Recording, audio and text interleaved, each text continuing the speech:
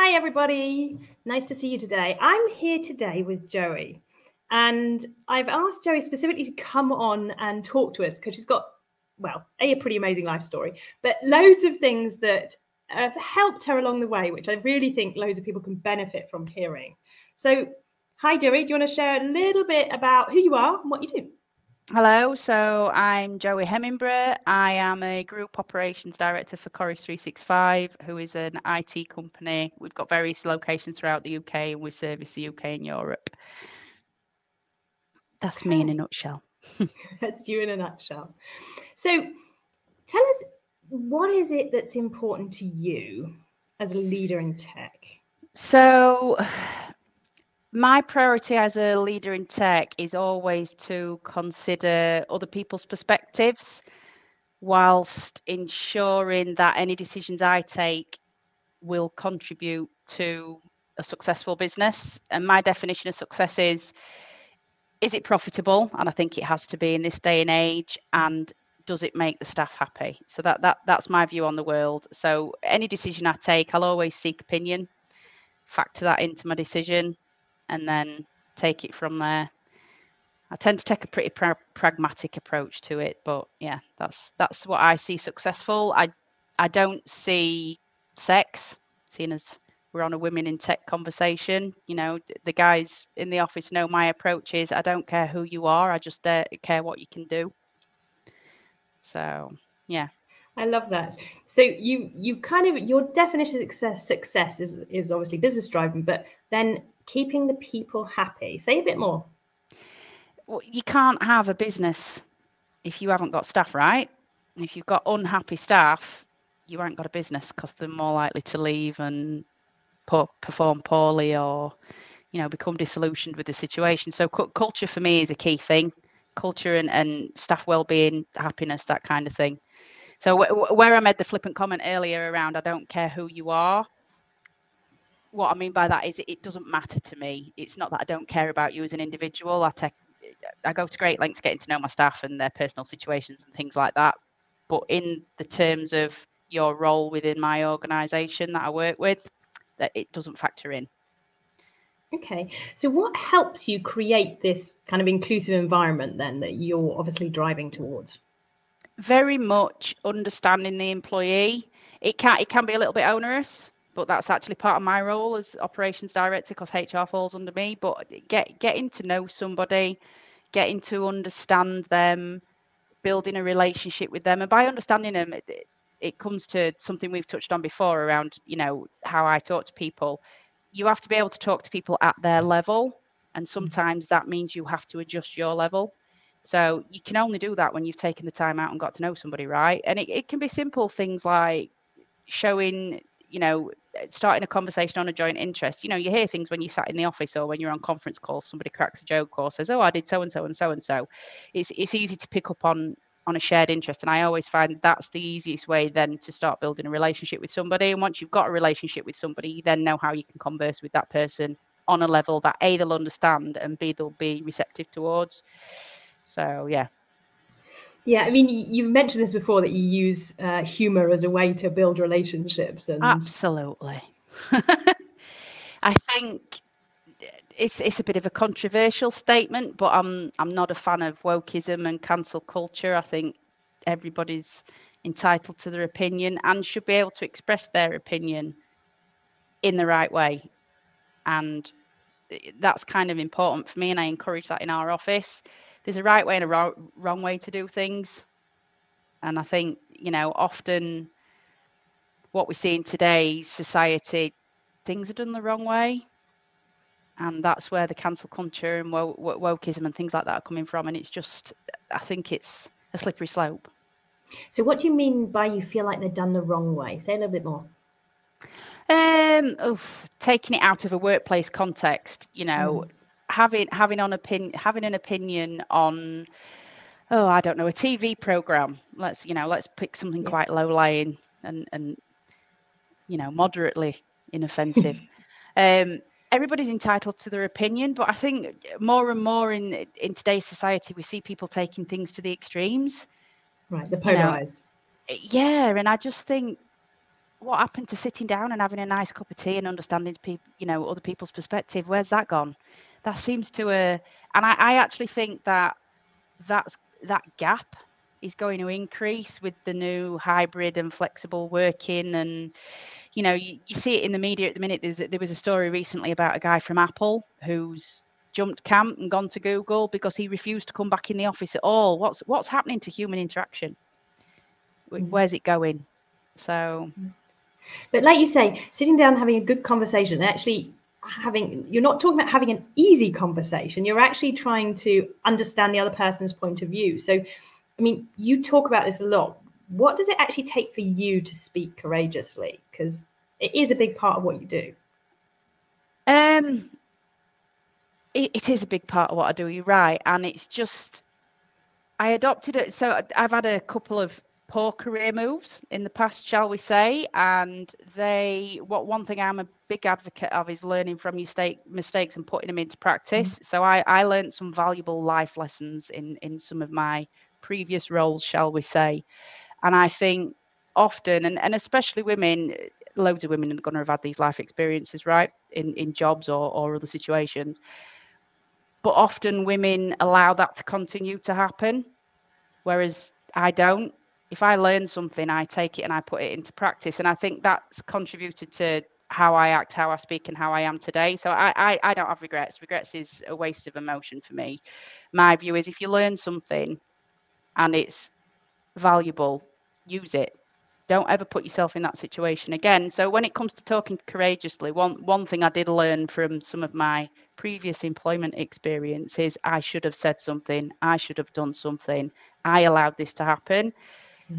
And the key thing for me is, if again around opinions and getting to know somebody, if you don't say how you're feeling, what you're thinking, how do you expect the other person to know that? So you've got to say it. Okay. So it's actually putting voice to whatever's in your head to allow the other person the opportunity, I guess, to be able to react or to give their perspective. Absolutely. It's all, everything I do is all based on interactions, right? But you have to give somebody the opportunity to interact. I love what you're saying, because this is a big part of what I see is missing in a lot of tech companies, is actually bringing the human interaction and bringing the humanization into the work that you do on a day-to-day basis. Yeah, I mean, that's like I touched on earlier, that's part of what worries me about the new hybrid working, remote working. I think people are going to continue to become more and more isolated in that situation. Absolutely, don't get me wrong, I'm a massive advocate of hybrid working. I do it. I'm only in the office 3 days a week, and I'm at home the other 2, and it's great because I also then get the time to interact with my family more. So I'm firmly an advocate of it, but there's got to be a balance. Like with everything else in life, there's got to be a balance, and human interaction on a wider scale, not just on a personal level with family and friends, is so important to the success of an organization, to the success of individuals, to the success of your team and your employees. So yeah, human interaction. Okay, cool. So when you look at your career, what are you actually most proud of achieving? Oh, in my career, that's a tough one. Do you know what? I don't know. I'm happy that I've been able to contribute to the industry I'm in. I'm happy that the industry has given me opportunities. I mean, when I started out my career, I was actually doing a law degree and I was going to be a solicitor, and I wanted to be on Judge Judy and stuff like that. That never happened, obviously, because I work in tech. I kind of fell into tech. I was working in a legal practice and become disillusioned very quickly and just took the first job I came in on the paper, which was a role in tech.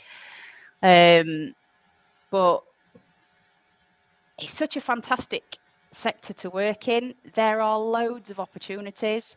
It's one of the fastest growing employee sectors in the UK and probably globally. It gives me job security. There's always going to be technology, and I'm grateful. Happy mistake, again, no regrets. I happily fell into the industry and I've been in it for the last 20 years plus. So I wouldn't say there's anything in particular, but I'm proud of. but I'm grateful for the opportunities the sector's given me, if that makes sense. So I'm going to come back to the kind of what you would call in German quer entry, the like sidestep entry that you did into tech. But I'm just interested in this point. Why do you think that women especially find it also quite difficult to say what we're proud of? This kind of putting, because quite often we do what you've just done, which is like, I'm grateful for this, but what am I proud of? And I don't think it's a woman thing. I think it's an individual thing. I think it's modesty. You know, if you look me up on LinkedIn, you'll see I've got some notable achievements. You know, there's some things I've done in our industry that nobody else in our industry's done. But it's, for me, I don't, again, going back to what I said at the top, where I look at people, not sex. So for me, that I put myself in that category, and it's like, well, there are other people in our sector who've done fantastic things, some of them much more fantastic than I've done. And I think was what I've delivered part of what was expected of my role at the time? And the answer to that is yes. So is it something to be proud of? Proud of doing my job? Yeah, I'm proud of doing my job. I love doing my job. But for me, it's notable, but not fantastical.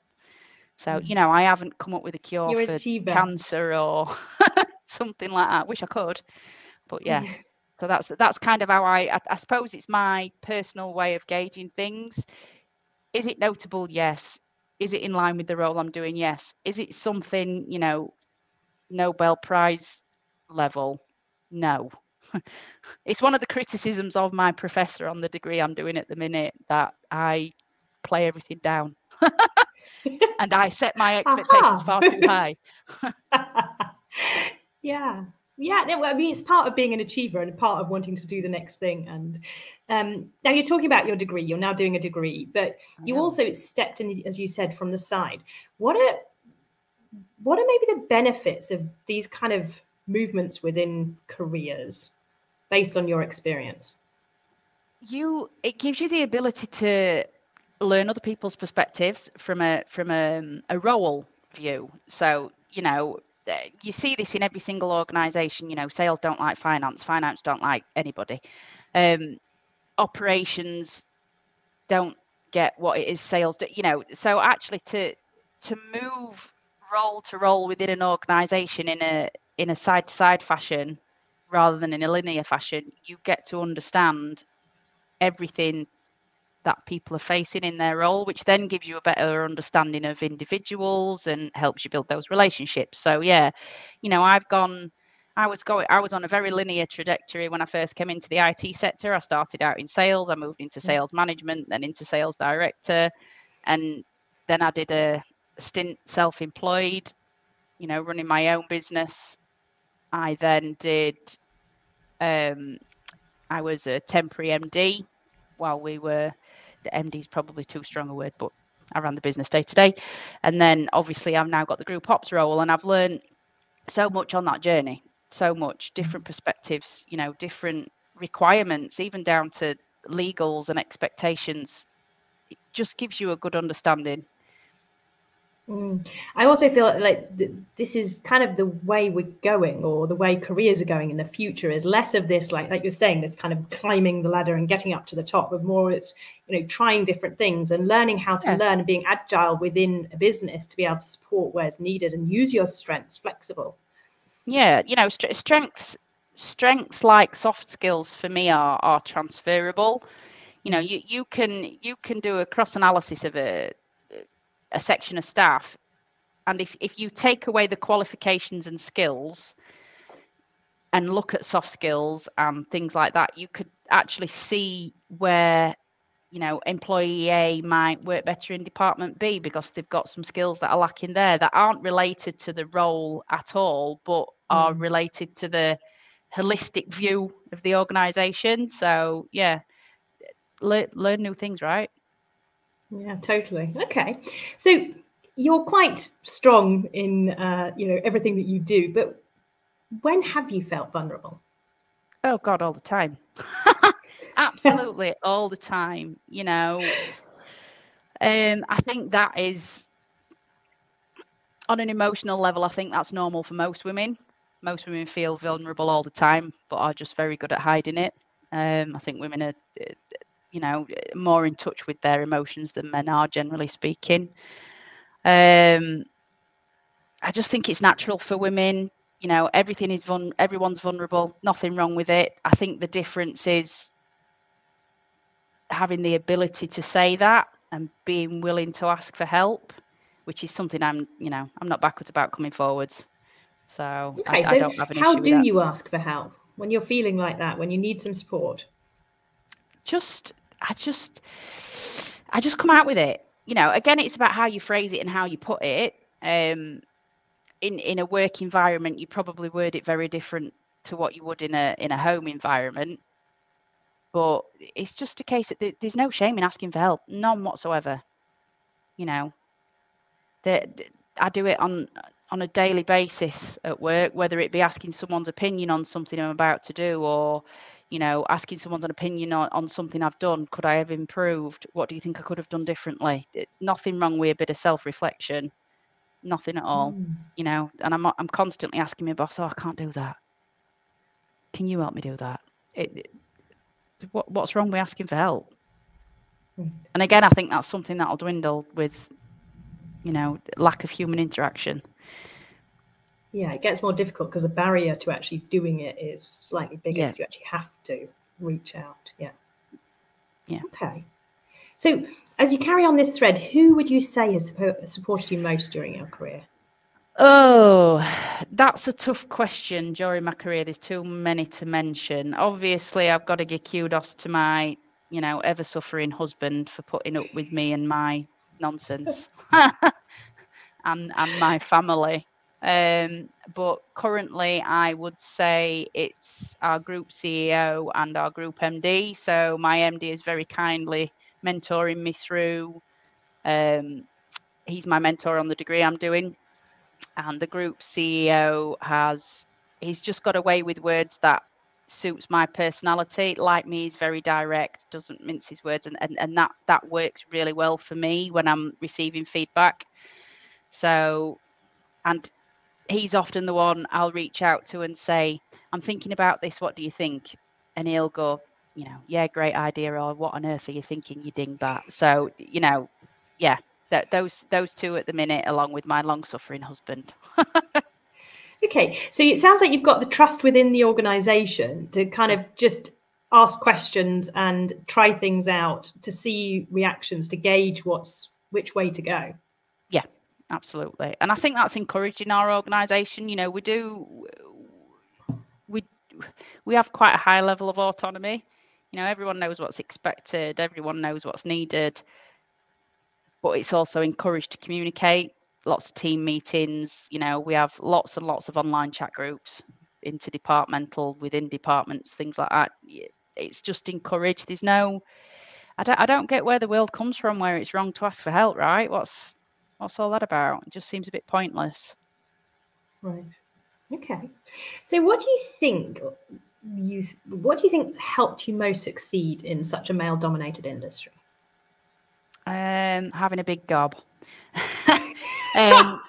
Yeah, without a shadow of a doubt. Putting that more eloquently, not being afraid to speak my mind. I think whether it be genetic or society or history or whatever has done it to women, there's kind of this undercurrent of, and it's much less, right? If you go back 10 years, 20 years plus, when I first started in the industry, it was much more prevalent and obvious. Nowadays it's pretty much gone, but women still seem to be behind the curve. 10, 20 years ago, it was male dominated, and women were frowned upon. You look at ONS statistics back then, I think it were like 1 in 20 women in senior roles, and now it's like 4 in 10, right? But women still don't seem to have realized that change has happened, and there's absolutely nothing wrong with you telling somebody how you feel and what you're thinking. I think women still need a bit of catching up. So what helps you in doing that? So again, this is about life lessons. So I've always been willing to talk rather than saying gobby. That's just part of me as an individual. But certainly the life lessons I've learned from good and bad career choices. So, you know, it's very easy to tell the difference with a good career choice and a bad career choice, right? You know, good career choices, encouraged to speak up, you know, pushed to better yourself and things like that. Bad career choices, not a nice environment, you know, not happy at home, that kind of thing. But actually those bad career choices shaped who I am today and contributed and added to my confidence in speaking out, you know, because had I have been or done that during that situation, the outcome could have been very different. But again, it goes back to I learned that lesson at the time and I've implemented it moving forward. I think far too many people spend too much time living in the past or don't put lessons learned into practice. So yeah. So what are the kind of things that still keep you awake at night? Okay, so this is going to be interesting. So I don't sweat the big stuff ever. You know, from minding your conversations before, what's the worst that could happen, right? So you know, nothing important, major, work or personal ever keeps me awake at night. What keeps me awake at night is, you know, inconsequential, irrelevant, innate rubbish like, oh, I need to load the dishwasher in the morning. Oh, I need to put a load of washing in. Honestly, the stuff that goes through my head when I go to bed at night is absolutely hilarious. I actually have a notebook at the side of my bed, or if anybody ever hacked my emails, they would find it hilarious because I suffer from insomnia sometimes, and it's because my brain struggles to switch off. And it struggles to switch off with innate crap. So I'll often send myself an email at 3 o'clock in the morning saying add milk to shopping list, or just random absolute nonsense. It's almost as if I think because I run at 100 miles an hour, all the domestic stuff, we'll call it, doesn't get filed for later. It gets filed for later, and then it crops up at bedtime. So yeah, I have a notebook at the side of my bed where I have a list where I write things down before I go to bed that I've just not had a chance to get into my brain during the day, or I'll send myself an email. So yeah, that's the kind of irrelevant I think we all nonsense have that keeps me awake. But you've said it just then. You don't sweat this big stuff because you think, what's the worst that could happen? Say a bit more. So, like I said, I've had some interesting career choices in the past. I think back to one job where the environment just got so bad where I just resigned. No other job to go to. I'm the breadwinner in our house. I support my wider family. So, you know, my mum and dad, I have a granny annex.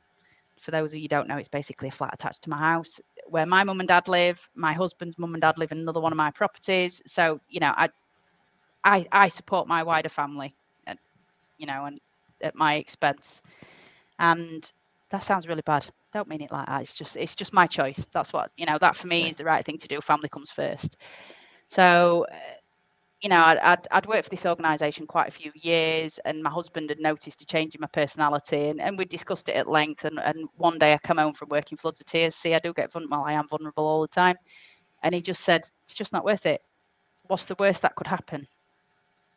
You get a job at Tesco's, or, you know, we have to go on benefits for a while, or what does it matter? You've still got me, you've still got your family. What's the worst that could happen? So the next day I went in and I resigned, and, you know, stuff happened anyway, and we were in a situation where the savings had gone, and we were getting letters from the bank about the mortgage, and it trying times. But he was right. What's the worst that would have happened? You know, we're very fortunate in the UK that we live in a society that supports people who are going through difficult times. And he was absolutely right. And, you know, I left that job and had almost 8 months out of work, which was really unusual for me. I've always, you know, I was brought up, you know, you work for what you want. And then I found another job eventually, and here I am today. Right. So you've actually lived this. It's not just a saying for you. You've lived this, and that's that's kind of, you know, I had letters from the bank saying they were going to come and take my house off me, and yeah, I've been through it. And then after that, I still decided to set up my own business a few years later. You know, you think I'd that was maybe a life lesson I shouldn't learn. No, my business went well. Okay, yeah. I've just got one more question for you, and then I'll let you go so that you're getting off to your next meeting, I'm sure. But what would be the piece of advice you'd give your 10-year-old self? That's a tough question. You know, I am of a certain age. Phones and internet. Well, the internet did exist, but not in a public way. It didn't happen when I was 10. So I would, you know, it were all about Barbies, but it would be know your worth. And what's the worst that could happen? Absolutely. And I think too many women nowadays don't know the worth, or do know the worth and are afraid to say what they're worth. Thank you so much for sharing, Joey. This is why I wanted to have this conversation, because I think so many people can benefit just from hearing your perspectives, just hearing, you know, what it is that you've been through and also what you've learned from it. So thank you so much. You're quite welcome. Been fun as always for us to have a conversation together. And yeah, let's chat again soon. All right, speak soon. Take care. Thanks, Bye. everyone. Bye-bye.